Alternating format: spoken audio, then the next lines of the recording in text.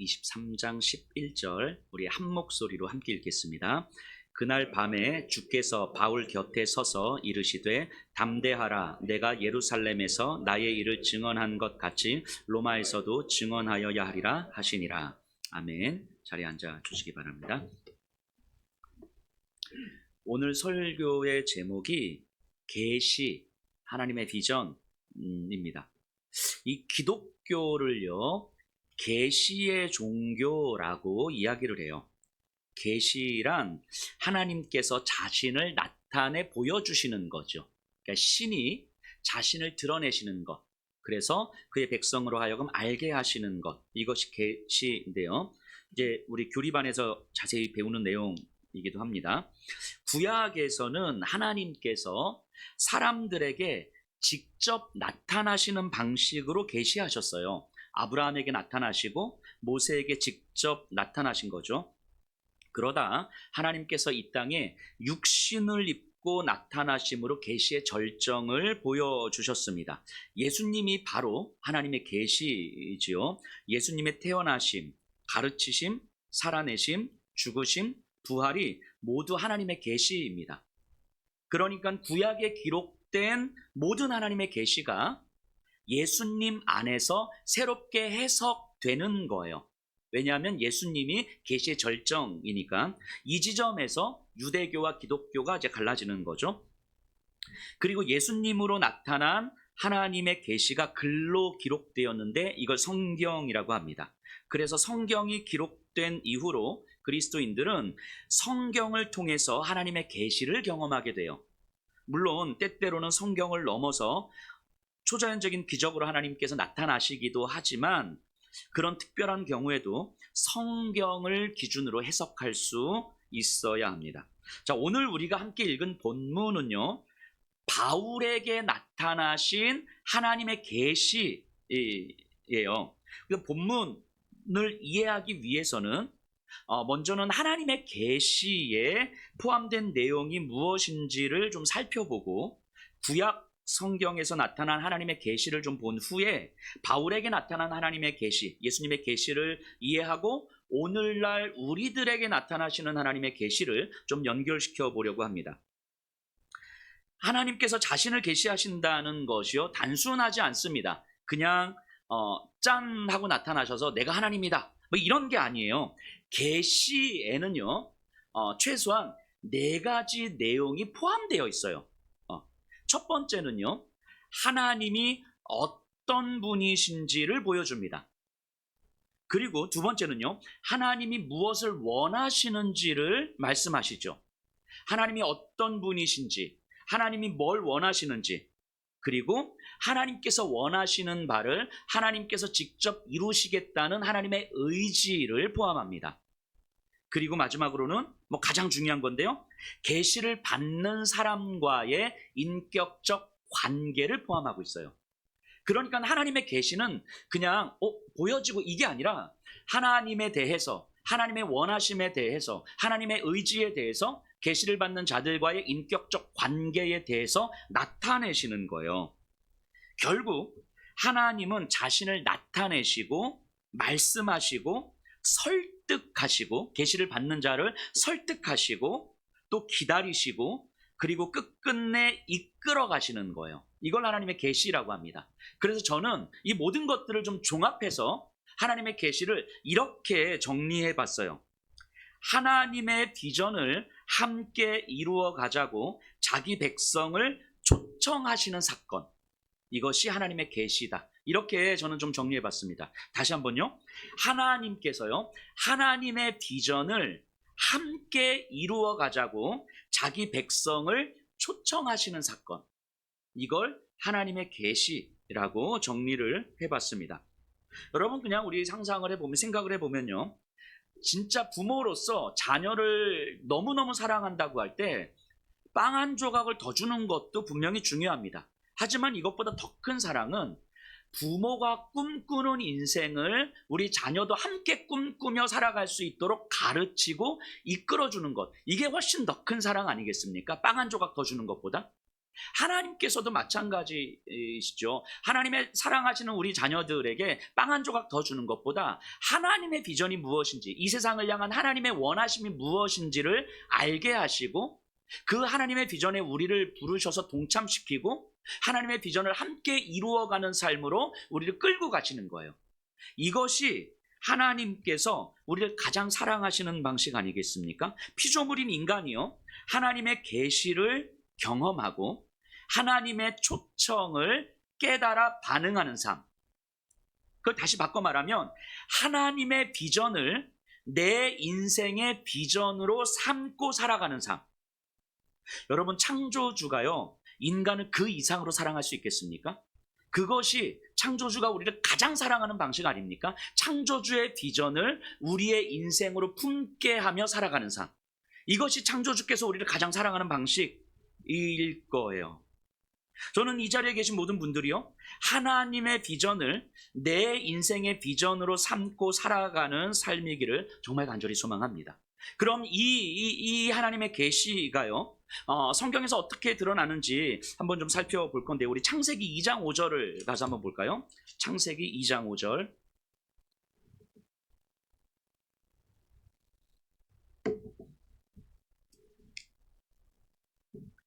제가 한번 읽어볼게요. 여호와 하나님이 땅에 비를 내리지 아니하셨고 땅을 갈 사람도 없었으므로 들에는 초목이 아직 없었고 밭에는 채소가 나지 아니하였으며. 자, 하나님께서 이 땅을 창조하시는 장면이에요. 인간을 창조하시기 전의 상황입니다. 하나님께서 모든 걸 완벽하게 다 만들어 놓으시고, 그리고 인간을 창조하신 게 아니라고 말씀하시는 거예요. 성경은 초목도 없고요, 채소도 나지 않은 상태에 인간을 창조하신 거예요. 자, 그러면 지금 이 상태라면 뭐가 필요한 거예요?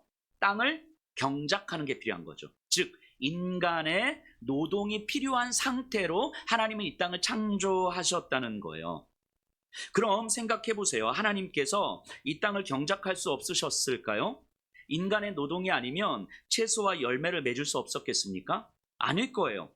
전능하신 하나님이신데 빛을 창조하신 하나님이 채소 열매 하나 맺지 못하게 하셨겠습니까? 그러지 않죠. 분명히 하나님은 하실 수 있음에도 불구하고 그 직전의 상황에서 인간을 만드셨어요. 인간의 노동력이 필요한 상태로 만드셨어요. 왜요?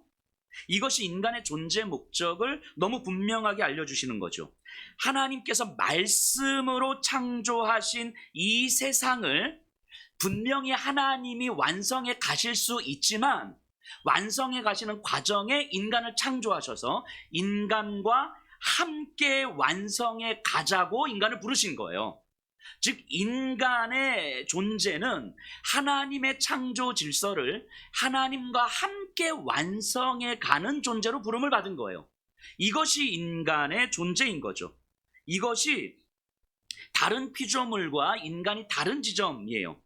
창조주 하나님을 알기에 창조주 하나님께서 무엇을 원하시는지를 깨달을 수 있고, 창조주의 능력을 힘입어 창조주의 일을 내 인생의 일로 받아들이는 삶. 이게 인간의 본래 목적이었어요. 이 삶이. 다시 말하면요, 인간은 하나님의 일, 하나님의 비전을 하나님과 함께 이루어 갈 때에 인간의 근원적 갈망이 채워지는 존재인 거예요. 하나님의 창조 질서에서 있었던 인간의 근원적 갈망은 하나님 안에서만 채워지는 거예요. 하나님의 일에 동참할 때에만 채워지는 거예요. 하나님과 함께 하나님의 일을 완성해 갈 때에만 채워지는 거예요. 이 외에는 인간의 근원적 갈망을 채울 수 있는 방법이 없는 거죠. 즉, 인간이 가장 행복해지는 삶, 하나님이 인간을 그렇게 지으신 거예요. 그렇게 창조하셨다고요. 그런데 죄가 들어오면서 인간은 창조주 하나님을 외면했고, 창조주 하나님의 비전이 아닌 인간의 자기 욕망을 비전으로 삼는 삶을 살게 됩니다. 내 안전과 내 만족과 우리의 효율성과 우리의 성취를 비전으로 사는 삶을 살게 돼요. 그로 인해서 말씀으로 창조된 이 세상도 하나님의 말씀을 거스르는 질서가 되는 거죠.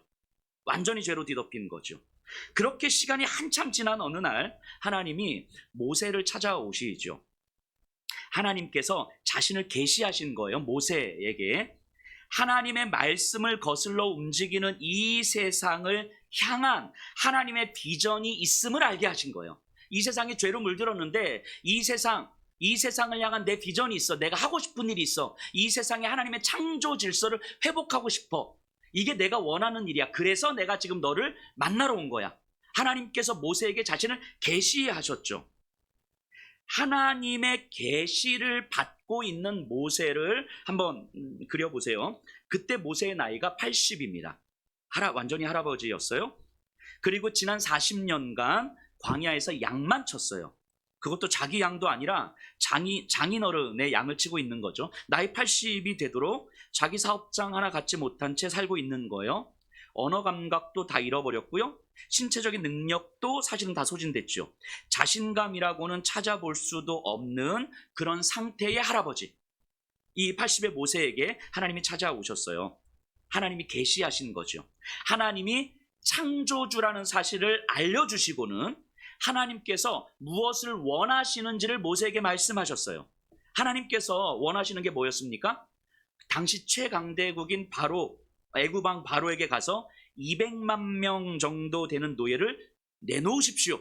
요 말 하라는 거예요. 이 사명을 맡긴 거죠. 이게 사실은 말도 안 되는 일인 거잖아요. 어쨌든 하나님은요, 하나님의 비전을 이루어가는 동역자로 모세를 부르신 거예요. 이것이 모세에게 나타나신 하나님의 계시였죠. 하지만 하나님의 계시가 모세에게는 두려움이었잖아요. 아무리 하나님의 말씀이어도, 아무리 하나님의 비전이어도 모세에게는 그건 못하는 일인 거예요. 애굽 당시 최강대국의 왕에게 가서 뭔가 이제 노예를 내놓으라고 하는 그 나라 경제의 근간을 뒤흔드는 이야기를 하고 있는 거잖아요. 그래서 모세가 하나님의 부르심을 거절합니다. 한 6번 거절해요, 모세가. 하나님 계속 말씀하시는데 계속 거절합니다. 하나님은 모세를 기다리시고 설득하시고 또 기다리시고 또 설득하시고, 거절할 수밖에 없는 모세를 아셨던 하나님은 모세의 두려움보다 더 큰 의지로 모세를 기다리시며 설득해 가셨던 거예요. 모세를 강압적으로 굴복시키지도 않으셨지만 모세를 두려움에 내버려 두지도 않으셨죠. 그리고 끝끝내 모세를 설득하셔서 모세와 함께 출애굽의 역사를 이루어 가시죠. 하나님의 계시예요. 이게 모세에게 나타난 하나님의 계시죠. 이 세상에 하나님의 창조 질서가 회복되는 것, 그것을 향한 하나님의 비전, 그 일에 하나님은 모세를 부르시고 동참시키신 거예요. 여러분, 이 하나님께서 이보다 더 모세를 사랑할 수 있었겠습니까?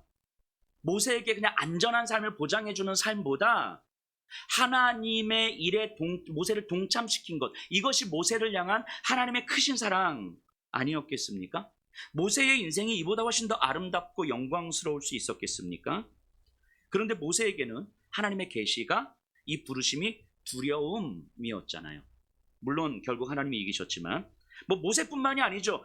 구약에 나오는 모든 성경 인물들이 그랬어요. 예레미야도, 요나도, 다니엘도 하나님의 계시를 경험한 사람들은 모두 이와 같았죠.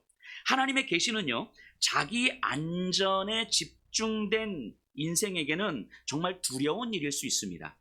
하지만 계시를 경험한 인생은 분명히 알아요.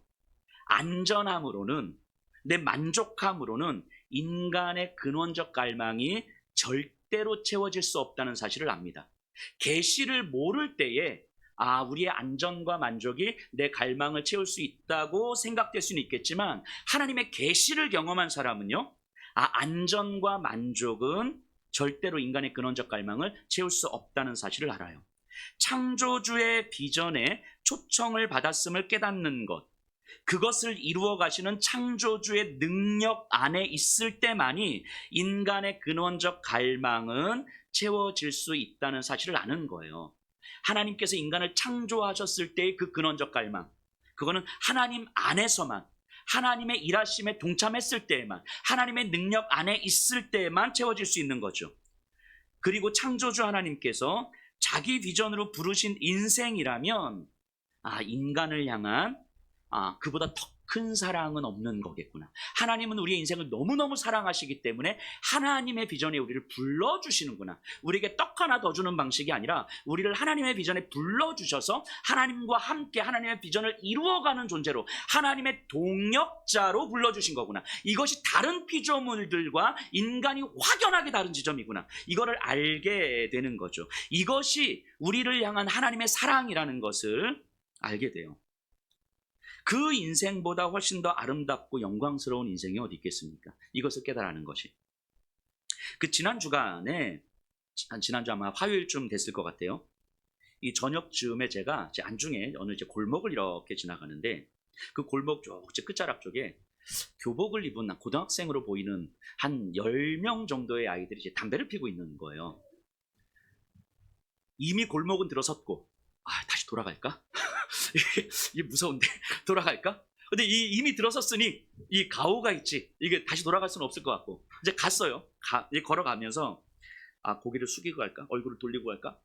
그래도 가오가 있지. 그래서 그 아이들을 이제 쳐다봤어요. 똑바로 쳐다보면서. 걔네들도 저를 쳐다보는 거예요. 이렇게 한 10대 명 이렇게 저를 이렇게 쳐다보는 거죠. 가면서 가슴이 콩닥콩닥. 쟤네들이 혹시 뭘 봐? 뭐 이러면 어떡하지? 그럼 내가 그냥 도망가야 되나? 아니면 싸워야 되나? 이런 생각을 하면서 그 짧은 길이 왜 이렇게 길어 보이든지 막 이렇게 콩닥콩닥 하면서 가는데, 얘 가까이 갔어요. 아이들을 계속 쳐다보면서 가는데 아이들이 갑자기 담배를 딱 내리더니 죄송합니다 이러는 거예요. 안도의 한숨을 훅 내쉬면서 거기서 어른들이 지나갈 때는 고개 돌리고 이러고 빨리 왔어요. 이렇게.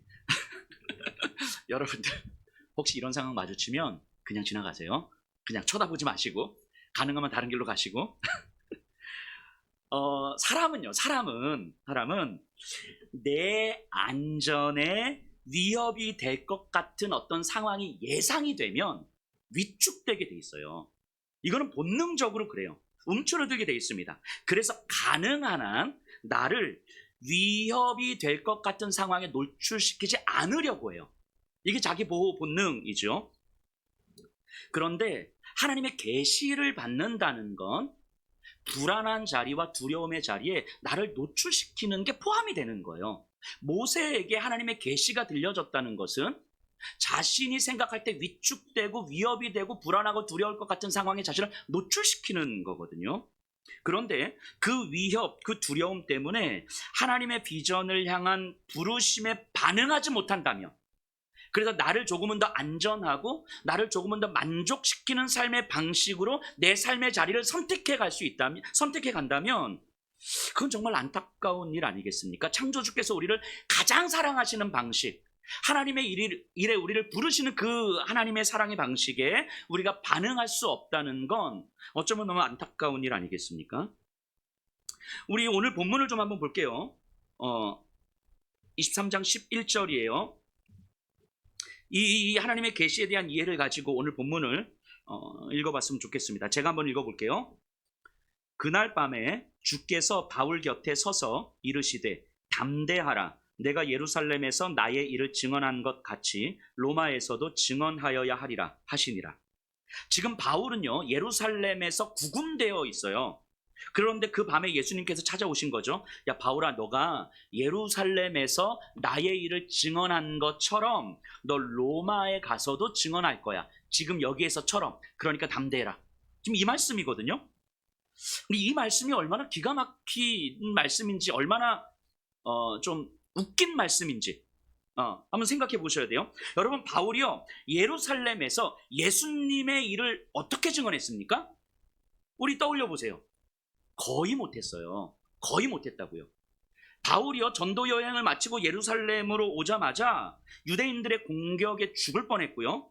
그래서 천부장에게 잡혔고 호송되던 중에 회심과 예수님에 대해서 이야기를 조금 하려다가 유대인들의 소란에 중간에 멈췄어요. 그리고 다시 사내들인 공회가 열려서 바울이 자기 이야기, 즉 예수님의 이야기를 하려고 했지만 사두개파와 바리새파가 개싸움하는 바람에 사실은 무슨 말도 못하고 여기서 바울이 찢겨 죽을까 봐 천부장이 바울을 데리고 지금 다시 영내로 구금한 거예요. 지금 이 상태에 있거든요. 예루살렘에서 바울이 뭘 증언했습니까? 아무것도 못했어요. 차라리 예수님을 충분히 전하고 나서 체포되었다면 그나마 스스로 위로라도 삼죠. 내가 예수님을 전했는데 이로 인해서 박해받았어. 뭐 이거면 위로라도 삼죠. 그런데 제대로 전해보지도 못했어요. 심지어 지금은 예루살렘 교회에서도 어떤 도움도 받지 못하는 상태로 완전히 홀로 체포되어 있는 거잖아요. 지금 바울은요, 완전히 실패자의 모습 아닙니까? 복음도 제대로 못 전하고 스스로 할 수 있는 건 아무것도 없는 죄인의 상태고 누구도 도와줄 수 없는 고립의 상태예요. 근데 이런 바울에게 예수님이 나타나신 거예요. 계시하신 거예요. 그리고 뭐라고 말씀하세요? 예루살렘에서 증언한 것처럼 로마에서도 증언하리라. 여러분들, 예루살렘에서처럼 예루살렘에서 실패자가 된 것처럼 로마에서도 너 실패자가 될 거야. 뭐 얘기하는 거잖아요. 예루살렘에서 정말 제대로 복음 전했는데 박해받아서 잡혔어. 로마에서도 정말 제대로 복음 전하고 잡힐 거, 뭐 이런 얘기를 하시는 게 아니잖아요. 제대로 한 게 없다니까, 예루살렘에서. 예수님은요, 바울에게 로마까지의 편안한 여정을 약속하지 않으셨어요. 예루살렘에서처럼 로마까지 죄수의 신분으로 갈 테고요, 로마에서도 여전히 죄수의 신분으로 있을 거예요. 그러니까 예상컨대 로마에서도 바울은 사실 크게 뭘 할 수 없을지도 몰라요. 그저 잡혀서 신문받고 매맞고 그러다가 한두 마디 할 수 있을지 모르겠습니다. 여러분, 이런 상황이라면, 만약에 제가 이런 상황에 놓여져 있다면 저는 하나님 앞에 이렇게 호소했을 것 같아요. 하나님, 이럴 거면 도대체 왜 저를 부르셨습니까? 차라리 복음을 온전하게 전하고 잡히면 이것 때문에 나를 부르셨구나, 뭐 이렇게라도 생각을 할 텐데, 복음도 제대로 못 전하고 내가 스스로 지금 할 수 있는 건 아무것도 없고, 즉 무능력하고 무기력한 죄수의 신분이어서 아무것도 못하고 여기서 복음도 제대로 못 전하고 있는데, 그런데 로마에 가서도 이럴 거라고 말씀하시면 도대체 왜 나를 부르신 거예요? 이럴 거면. 저 같으면 이렇게 호소했을 것 같아요. 그러면서 어떤 효율성과 성취를 척도로 해서 내 길을 결정하지 않았을까 싶습니다. 하나님, 이건 굉장히 효율적이지 않습니다. 이거는 내가 할 수 있는 굉장히 비효율적이고 어떤 성취감도 누릴 수 없는 일인 것 같아요. 이 길 말고 조금 더 효율적이고 조금 더 성취감을 느낄 수 있는 다른 길이 있을 것 같아요. 다른 길 한번 찾아볼게요. 저 같았으면 이랬을 것 같거든요. 그런데 예수님이 바울에게 이렇게 말씀하시는 거예요. 그게 바로 예수를 증언하는 일이라.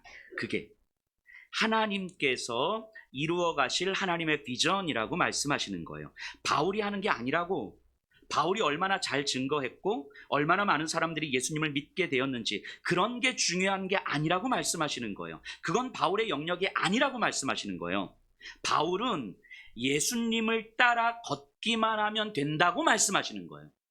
여러분, 이 세상에서 교회의 역사 속에서 가장 비효율적인 복음 사역이 뭐였습니까? 예수님의 십자가 아니에요? 예수님의 십자가 굉장히 비효율적이고 어떤 성취감도 없는 그런 죽음의 십자가였잖아요. 하나님이 다시 살려주지 않으셨으면 그 십자가는 아무 의미 없는 그런 사역이었던 거잖아요. 그 예수님과 함께 걸으면 된다고 말씀하시는 거예요. 다시 살리는 건 예수님의 영역이 아니라 성부 하나님의 영역인 거예요. 십자가에 예수님과 함께 걸으면 되는 거예요. 그 삶에서 열매를 맺는 건 바울의 영역이 아니라 하나님의 영역이라고 말씀하시는 거예요. 그러니까 효율성을 척도로, 성취감을 척도로, 때로는 내 안전과 내 만족을 척도로 다른 길을 찾지 말고, 도망치지 말고, 회피하지 말고 하나님께서 이루어 가실 그 비전에 동참하여 함께 걷기만 하면 된다고 말씀하시는 거예요. 이게 바울에게 나타나신 예수님의 계시지요. 자기 스스로 만족할 만한 성취가 없을 수도 있어요.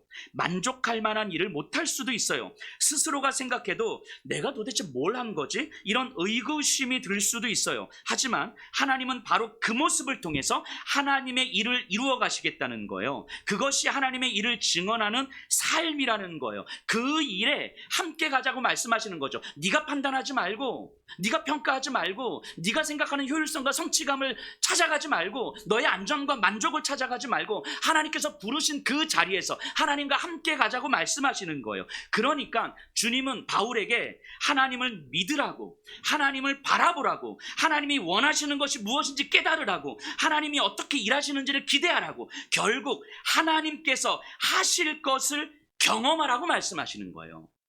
그리고 그 길에 함께 가자고 말씀하시는 거죠. 이것이 바울에게 나타나신 예수님의 계시지요. 이것이 차디찬 감옥에서 절망하고 있는 바울에게 나타나신 하나님의 계시였어요. 예수님의 계시가요, 바울에게는 두려웠을 거예요. 무서웠고 갈등이 됐을 거예요. 이제까지 힘들었는데 또 그래야 되나? 여기서도 실패했는데 로마에 가서도 또 실패해야 되나? 나는 여전히 평생 실패자의 삶으로 살아가야 되나? 이런 무기력함과 이런 좌절과 이런 비관적인 생각이 바울에게 찾아왔을지도 모르겠어요. 그런 생각에 갈등했을지도 모르겠습니다. 그런데요, 바울을 사로잡은 더 큰 마음이 있었던 것은 분명합니다. 죄가 없으신 예수님께서 죄로 인해 깨진 이 세상 한가운데 죄를 뒤집어 쓰신 채 죽으셨잖아요.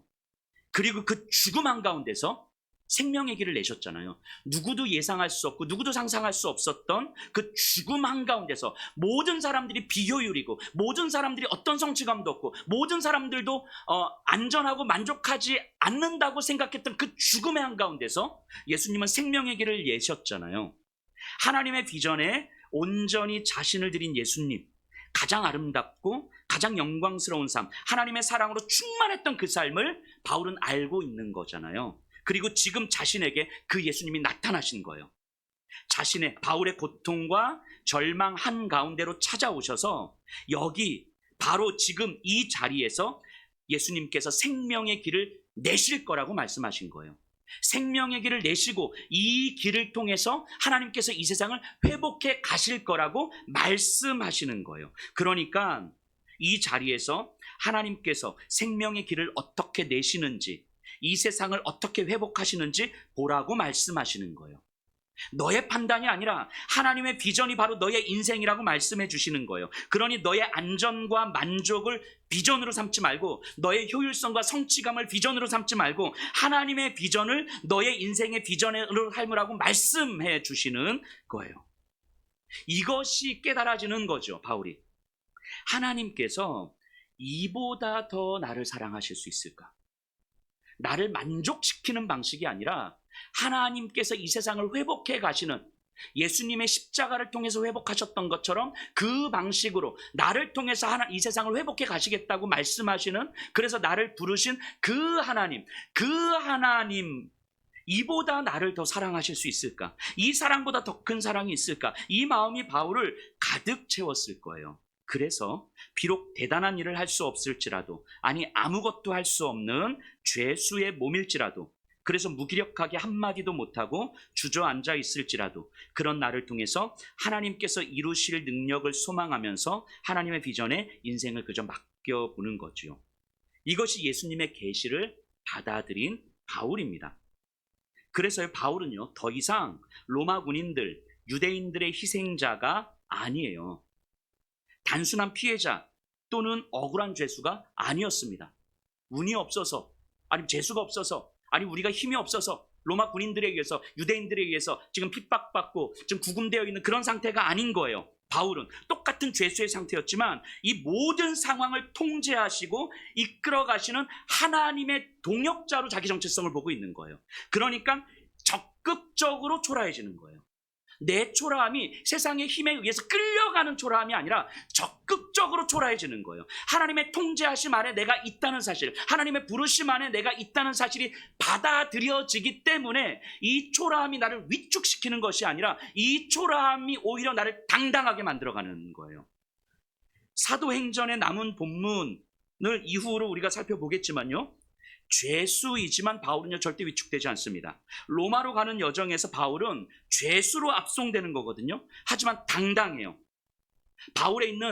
배 안에 있는 모든 사람들, 선장 앞에서도 당당합니다. 하나님의 일하심 안에서 하나님의 비전을 바라보기에 자신이 죄수이건 아니건 상관없는 거예요. 하나님이 바울을 죄수에서 내가 풀어줄게, 너 안전하게 해줄게, 너 딱 하나 더 줄게, 너 성공하게 해줄게, 이런 약속 절대 하지 않으셨거든요. 여전히 죄수였고 여전히 비참했고 여전히 실패자와 같은 삶이었는데 거기서 바울은 절대로 위축되지 않는 거예요. 왜냐하면 적극적으로 죄수의 자리에 있다는 사실을 본인이 깨닫기 때문인 거죠. 왜냐하면 로마 군인들에 의해서 죄수가 된 것이 아니라 하나님의 통제와 하나님의 이끄심 안에서 내가 죄수의 신분이 되었다는 사실을 받아들이기 때문인 거죠. 하나님의 계시를 받는다는 건 이런 거예요. 기독교를 계시의 종교라고 말하는 건 바로 이런 거예요. 여러분들이요, 성경을 통해서 하나님의 계시를 깨닫게 된다는 건 이 차디찬 감옥에서 절망하고 있는 바울에게 찾아오신 예수님을 만나는 그 사건과 똑같은 거예요. 여러분들의 상황이요, 차디찬 감옥과 같은 절망일 수도 있고요, 실패한 인생인 것 같아서 무기력해져 있을 수도 있고요, 이 위협으로 인해서 불안과 두려움으로 위축되어 있을 수도 있고요, 자존감이 떨어져서 스스로 무언가를 할 수 없는 좌절로 인해 자기 동굴에 갇혀 있을 수도 있어요. 상처와 아픔으로 인해서 사람들을 만나는 것이 힘들 수도 있고요. 때로는 내 인생에 아무 문제도 없는 것 같은데 그저 평온한 하루를 살아가지만 그게 전부인 삶일 수도 있습니다. 하나님의 비전이 내 인생의 비전이 되는 삶, 그런 삶을 생각지도 못한 채 그냥 살아가는 삶일 수도 있어요. 그런 여러분들의 일상에 예수님이 찾아오시는 거예요. 여러분들의 마음 깊은 곳에 찾아오시는 거예요. 여러분 마음 깊은 곳에 두려움을 바라보시며 서 계시는 거예요. 그리고 말씀하시죠. 담대하라. 너의 인생 한가운데서 비록 차디찬 감옥과 같은 인생일지라도 거기서 하나님이 생명의 길을 내시고 그 길을 통해 이 세상을 회복하실 거라고. 너의 남은 인생은 바로 그 비전을 이루어가는 인생이 될 거라고 말씀하시는 거예요. 그리고 이 길 같이 가자고 말씀하시는 거죠. 그 차디찬 감옥과 같은 그 인생, 거기서 벗어나기를 약속해 주시는 게 아니라, 안전할 것을 약속해 주시는 것이 아니라, 그래서 우리로 하여금 내가 조금 더 안전한 삶을 꿈꾸게 하는 것이 아니라, 내가 조금 더 효율성 있는 삶의 방식을 꿈꾸게 하는 것이 아니라, 바로 그 자리에서, 여러분들이 실패자와 같다고 여겨지는 바로 그 자리에서, 좌절과 절망이라고 여겨지는 바로 그 자리에서, 내가 실패자라고 무너져 있는 것 같은 바로 그 자리에서, 그 자리에 예수님께서 찾아오셔서 담대하라고 말씀하시는 거예요. 그 자리에서 예수님께서 어떻게 생명의 길을 내시는지, 예수님께서 내시는 그 생명의 길을 보라고 말씀하시는 거예요. 그 길을 통해서만 이 세상에 하나님께서 이루실 그 창조 질서의 그 회복, 하나님의 비전을 어떻게 이루어 가실지를 기대하고 소망하라고 말씀하시는 거예요. 그래서 그 자리에서 도망가지 말고, 회피하지 말고, 다른 길을 찾지 말고 찾아오시는 예수님의 계시를 받아들이라고 말씀하시는 거죠. 여러분에게 찾아오시는 예수님을 만난다면, 예수님의 계시를 받으신다면, 여러분들은요, 더 이상 희생자도 아니고 억울한 인생도 아닐 거예요. 상황과 환경에 이끌려가는 무기력한 삶도 아닐 거예요. 왜 나에게만 이런 고난이 있는지, 왜 나만 이렇게 억울하고 원통한 삶이 있는지, 왜 다른 사람들은 다 잘 사는 것 같은데 왜 나만 이렇게 힘든지, 이 억울함으로 가득 차 있는 인생이었는데 예수님의 계시를 받아들인다면 적극적으로 내 삶의 자리에 서 있다라는 사실을 알게 되는 거예요. 끌려가는 삶이 아니라 예수의 부르심 앞에 서 있는 자리라는 사실을 알게 되는 거예요. 하나님이 이루어 가시는 세상에, 하나님의 비전에 적극적으로 동참하는 인생인 거예요. 바로 그 삶의 자리에서 하나님은 생명의 길을 내실 테니까, 하나님은 그 생명의 길을 통해서 하나님의 창조 질서를 회복해 가실 테니까, 하나님께서 직접 이루어 가시는 그 일들을 여러분들에게 보여주실 테니까, 그거 보라고 말씀하시고 그거 보라고 불러주시는 걸 테니까, 그리고 그 부르심이 여러분들을 향한 너무너무 큰 사랑이라는 사실을 알게 하실 테니까. 그래서 바울처럼 초라한 모습일 수는 있지만 바울처럼 당당해질 수 있는 거예요. 오늘 예배드리는 이 자리는요, 하나님의 비전을 이루어 가자고 여러분들을 초청하시는 자리입니다. 여러분들의 현실을, 상황과 현실 앞에서 불안과 두려움으로 마주서는 것이 아니라 하나님의 비전의 시선으로 마주하라고, 도망치거나 회피하지 말고 똑바로 마주하라고, 그래서 하나님께서 어떻게 일하시는지 기대하면서 우리의 인생을 하나님께 맡기라고 초청하는 자리일 거예요. 이것이 받아들여진다면 이보다 더 큰 하나님의 사랑이 어디 있겠습니까? 저와 여러분들을 향한 이보다 더 큰 하나님의 사랑이 어디 있겠어요? 하나님 안으로 여러분들을 부르신 그 하나님의 부르심보다 더 큰 사랑이 어디 있겠습니까? 지금 여러분들을 향한 하나님의 그 귀하고도 놀라운 사랑이 들려지셔야 돼요. 이게 계시입니다. 기독교에서 말하는 계시라는 건 바로 이런 거예요. 제가 종종 이제 말씀드리는 건데요. 제가 하나님 앞에 종종 이제 거룩한 지랄을 떨잖아요. 제가 사실은 그렇게 좋은 사람이 아니거든요. 뭐 인격도 그렇게 좋지 않아요. 그냥 목사니까 그냥 좋은 척 하고 있는 거일 거예요. 너무 적극적으로 끄덕끄덕 하시는 어떻게 계세요? 이게 제 안에서 소화가 안 되는 일들이 종종 일어납니다. 근데 이걸 제가 사람들에게 가서 풀어갈 수가 없으니 하나님께 와서 이제 하나님께 푸는 거예요. 하나님께 혼자 나와서 막 하나님 앞에 하나님 막 억울하다고, 하나님 싫다고, 하나님 제발 좀 적당히 좀 하시라고 막 하나님 멱살 잡고 흔드는 거예요. 그렇게 한참을 하나님 앞에 지랄지랄 하다가 이렇게 막 소리를 지르면 가끔씩 이런 마음에 확 사로잡힐 때가 있어요. 하나님이 내 마음을 다 아시는구나. 내가 언어로 미처 다 표현하지 못하는 마음까지도 하나님은 다 알고 계시는구나. 그렇게 다 들으시면서 나를 기다리고 계시는구나. 안쓰러워 하시면서 듣고 안아주고 계시는구나. 이 마음에 사로잡힐 때가 있어요. 그러면 희한하게 마음이 녹아지고 평안해지죠. 그러면요, 제가 지랄을 떨 수밖에 없었던 그 문제들, 그 상황들을 회피하지 않고 마주할 힘이 생기더라고요. 그 전에는 회피하고 싶고 도망가고 싶고, 하나님 이건 아니잖아요. 하나님 뭐 내가 뭘 잘못했어요. 막 이렇게 적당히 하세요. 막 이랬던 이 마음에서 그 상황을 회피하지 않고 마주할 수 있는 힘이 생겨요. 그리고 조금은 더 하나님의 넉넉함으로 마주하게 되는 거죠. 기도와 말씀 앞에서 찾아지는 하나님의 계시죠. 저에게 찾아오시는 하나님의 계시죠.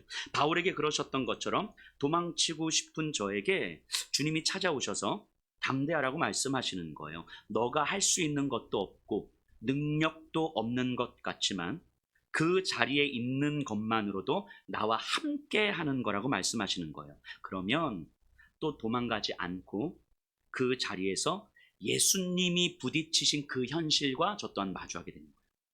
예수님도 피하고 싶으셨지만 하나님의 비전에 온전히 자신의 인생을 맡기시면서 걸어가셨던 그 현실과 또한 마주하게 되는 거죠. 두렵고 힘겹죠, 당연히. 하지만 분명한 건 이런 하나님의 계시와 이런 하나님의 이끄심을 통해서 하나님의 일하심이 점점 더 이루어져 간다는 사실을 경험하게 됩니다. 분명한 건 이보다 더 큰 하나님의 사랑이 없음을 알게 되는 거예요. 나를 향해서 하나님 너무너무 사랑하신다는 사실을 경험하게 되는 거죠. 지금 내가 있는 자리가 하나님께서 부르신 자리임을 아는 것, 내 남은 인생이 하나님께서 부르신 자리, 하나님의 비전을 이루어가는 자리라는 걸 아는 것, 그렇게 살아가는 삶, 그것만큼 하나님의 사랑을 경험할 수 있는 삶이 없다는 사실을 아는 거예요. 그것을 경험해 보니까 더 이상은 내 만족과 안전으로 길을 찾아가는 것도 아니고 효율성과 성취감으로 길을 찾아가는 것도 아니고 내가 마주해야 될 그 현실, 도망치거나 다른 길이 아니라 이 현실에서 하나님의 넉넉하심으로 마주할 수 있는 그 힘을 조금씩 늘려가는 거죠. 그런데 이 삶의 자리에서 나를 향한 하나님의 사랑이 선명하게 깨달아지는 것, 이게 하나님의 부르심이죠. 그렇게 하나님의 사랑을 조금씩 경험해 갈수록 하나님의 비전이 내 인생의 비전이 점점 더 되어가는 거예요. 예전에는 내가 원하는 것이 내 인생의 비전인 줄 알았는데 하나님께서 하시고자 하는 그 일들이 내 인생의 비전으로 점점 더 자리 잡아가게 되는 거죠. 믿음의 실력이 조금씩 늘어가는 거예요. 제가 요즘에 그 운동을 하거든요. 새벽마다 새벽 예배 마치고 1시간 정도 운동을 해요. 뭐 2달이 좀 안 됐습니다. 이제 스트레칭을 하고 이제 런닝머신을 뛰거든요. 숨이 찰 때까지 뛰어요. 막 심장이 터질 것 같아요. 막 이렇게 막 머리 막 하얗고. 그런데 운동을 처음 할 때나 2달이 지난 지금이나 힘든 건 똑같아요. 똑같이 숨이 차더라고요. 그런데요, 운동을 처음 시작할 때는 제가 런닝머신 할 때 시속 10km로 뛰었거든요. 근데 요즘에는요, 제가 시속 14km, 15km 정도로 뛰어요. 그러니까 숨이 찬 거죠. 그러니까 같은 시간을 뛰어도 지금 10km로 뛰면 그렇게 숨이 안 찹니다. 여전히 숨이 차서 힘든데 조금씩 실력이 늘어가는 거예요. 아마 제가 1년, 5년, 10년, 50년까지는 운동을 못할 것 같고 한 뭐 20년 운동을 해도요, 여전히 숨이 여기까지 찰 거예요. 하지만 조금씩 실력이 늘겠죠. 속도가 빨라지거나 아니면 뛰는 시간이 좀 더 길어지거나. 근데 15km로 뛰고 이제 숨이 차면 저도 모르게 이런 생각이 들어요. 안 힘들고 운동했으면 좋겠다. 덜 힘들고 충분히 운동했으면 좋겠다. 근데 그러면서 뛰고 있으면, 앞을 보고 이렇게 뛰고 있으면 어느 순간 제가 12km로 뛰고 있더라고요. 이거 제 의지와 상관없이 제 몸이 그렇게 반응하는 거예요. 저도 모르게 제 몸이 조금은 덜 힘든 방식을 찾아가는 거죠. 운동은 하면서도 덜 힘든 방식을 찾아가는 거예요. 그러다 계기판을 딱 보면 아차 싶은 거죠. 12km네. 또 속도를 내도 막 뛰어요. 그럼 숨이 여기까지 찹니다. 그러다가 조금 덜 힘들었으면 좋겠다. 저도 모르게 어느 순간 12km를 뛰고 있는 거예요. 그러다 계기판을 딱 보면 아차 싶은 거죠. 또 다시 막 속도를 내. 이게 반복돼요. 안 힘들고 운동하는 방법은 없는 것 같아요. 그런데 제 몸이 운동도 하고 덜 힘든 방식을 찾아내는 데는 기가 막히게 적응이 되더라는 거죠. 그걸 인식하면 다시 속도를 내서 숨이 찰 때까지 뜁니다. 근데 믿음도 마찬가지예요. 안 힘들고 두렵지 않고 예수님을 따르는 방법은 없어요. 이 신앙생활을 5년을 하든 50년을 하든 예수를 따르는 길은요, 여전히 두렵고요, 여전히 불안하고요, 여전히 힘겹습니다. 그런데 우리는 예수님도 잘 믿고 또 덜 힘든 방법을 기가 막히게 찾아가는 거죠. 기가 막히게 어느 순간. 그러다 런닝머신의 계기판처럼 하나님의 계시가, 하나님의 말씀이 우리에게 들려지면 아차 싶어서 다시 하나님의 말씀에 나를 맞추어 가는 거예요. 하나님의 비전에 내 인생을 맞추어 가는 거죠. 그러다 또 우리도 모르게 덜 힘든 방식을 찾아가는 자신을 발견하게 될 때 하나님의 말씀은 우리를 비춰주시는 거예요. 그렇게 하나님의 비전에 내 인생을 맡길 수 있는 실력이 조금씩 늘어가는 거죠. 아마 이 삶이 반복일 거거든요. 지금 저도 이 자리에 계신 분들도 그럴 거예요. 예수를 따르는 삶이 힘겨운데 어느 순간 덜 힘들고 예수도 잘 믿는 삶을 기가 막히게 찾아가고 있을 거예요. 그러다가 말씀을 듣고 하나님의 계시에 우리가 비춰짐을 받으면 아차 싶은 거죠. 다시 정신 차리고 또 다시 스파트를 내는 거죠. 하나님의 비전에 내 인생을 맡기고자, 그 위협되는 상황에 내 삶을 놓고자, 불안하고 두렵지만 내 삶을 그 자리에 놓고자 또 애쓰는 거죠. 그렇게 점점 더 하나님의 더할 나위 없는 사랑을 경험해 가는 거죠. 나를 하나님의 비전에 동참시켜 주신 하나님의 부르심에 나를 점점 더 맡겨가는 거죠. 이것이 가장 아름답고 가장 영광스러운 삶이라는 사실을 경험해 가는 거죠. 내 남은 인생이 10년이든 1년이든 아니면 단 하루를 살더라도 하나님의 비전을 내 인생에서 품을 수 있다면, 그렇게 가슴 설레는 오늘 하루를 살아갈 수 있다면 그 인생이 정말 아름답고 귀하고 영광스럽다는 사실을 고백하면서 살아가는 거예요. 하나님의 비전을 품는 삶은 사실 정답이 있는 건 아니죠. 누군가를 유익하게 하는 삶을 고민하는 거니까, 하나님이 사랑하시는 그 누군가를 위해서 나를 내어주는 삶을 고민하는 거니까요. 제가 주보 칼럼에도 간략하게 썼지만 요즘에는요, 마음이 힘든 사람들이 참 많아요. 마음에 어려운 사람들. 그래서 어린아이든 어른이든 제가 많은 상담을 하지만 참 점점 더 많아지는 것 같아요. 마음이 어려운 분들이. 제가 여력이 안 되기도 하고요. 또 때로는 제가 사람들을 만나면서 이분은 진짜 전문 상담사가 필요하겠구나 라고 생각이 드는 경우들도 참 많습니다. 그래서 상담을 하시는 분들, 사회복지를 하시는 분들, 또 이런 분야에 관심 있는 분들과 모임을 한번 가져보려고 해요. 어떻게 해서든지 마음이 힘든 사람들을 좀 도와보려고 하는 거죠. 앞으로 어떻게 될지 모르죠. 이 모임이 잘 되면 상담센터가 되는 거고요. 뭐 잘 안 될 수도 있고요. 하지만 누군가에게 도움이 필요하다면 끊임없이 고민하고 방법을 찾아보고 시도 한번 해보려고 하는 거예요. 그래서 누군가의 마음을 좀 위로할 수 있다면, 마음에 힘을 줄 수 있다면, 그 삶을 회복시켜 줄 수 있다면 분명히 한번 시도해 보는 거죠. 참 힘들고 귀찮은 일인 것은 분명합니다. 하지만 누군가의 회복을 도울 수 있는 일이라면 그것이 하나님의 비전이 분명하기에, 그 길에 우리를 부르신 것이 분명하기에 한번 고민하고 시도해 보는 거죠. 이것이 때로는 비효율적일 수도 있고요, 이것이 어떤 성취감을 누리지 못할 수도 있지만 그럼에도 불구하고 시도하고 도전해 보는 거죠.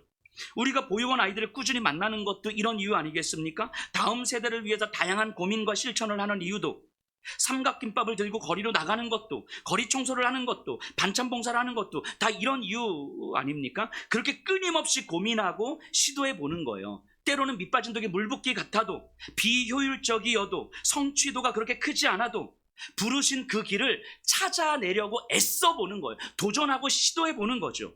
그게 어떤 모습이든지 우리의 일상에서 때로는 고난과 좌절과 힘겨운 현실일지라도 바로 그 삶의 현장에서 도망치지 않고, 실패자인 것처럼 주저앉아 있지 않고, 세상을 하나님의 비전의 시선으로 똑바로 쳐다보면서 내 현실을 똑바로 마주하면서 여기서 나를 부르신 하나님의 부르심의 자리를 끊임없이 고민하고 시도하면서 찾아내보는 거예요. 계속 실패한다 할지라도. 그것이 하나님의 계시를 경험한 사람들의 삶 아닙니까? 제가 오늘 설교를 준비하면서 마지막에 이 이야기를 하고 마무리를 하려고 생각이 들었어요. 현대 소설가 중에서요, 가장 탁월하다고 여겨지는 소설가 중에 한 사람이 니코스 카잔차키스거든요. 그리스인 사람인데요. 우리나라에는 그리스인 조르바라는 책으로 유명해진 소설가죠.